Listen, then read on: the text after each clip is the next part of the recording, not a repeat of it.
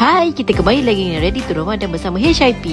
Hari ini saya nak kongsikan dua menu menarik daripada Serai Melaya. Menu pertama kita, creamy tom yum pasta. Mula-mula rebus pasta secukupnya, biarkan sehingga mendidih sebelum ditoskan. Seterusnya, tumiskan bahan-bahan masakan, bawang merah, bawang putih, tomato, serai dan cili api.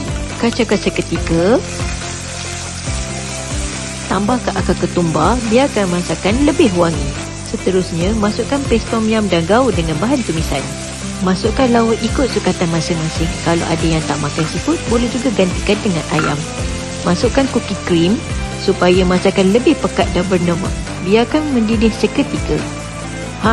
Untuk naikkan lagi tom yum yang pekat, masukkan cube tom yum dari Serai Melaya dan gaul serata. Masukkan pasta yang telah ditoskan, gaul sampai serata dan masakan telah sedia untuk dihidang. Jom kita teruskan dengan menu kedua kita, teh serai lemon dan longan.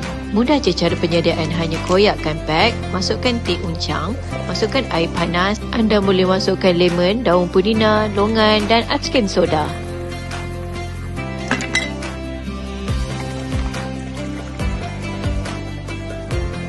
Nampak menarik kan? Selamat mencuba guys. Untuk anda yang ingin mendapatkan produk ini, anda boleh scan QR di atas. Bye!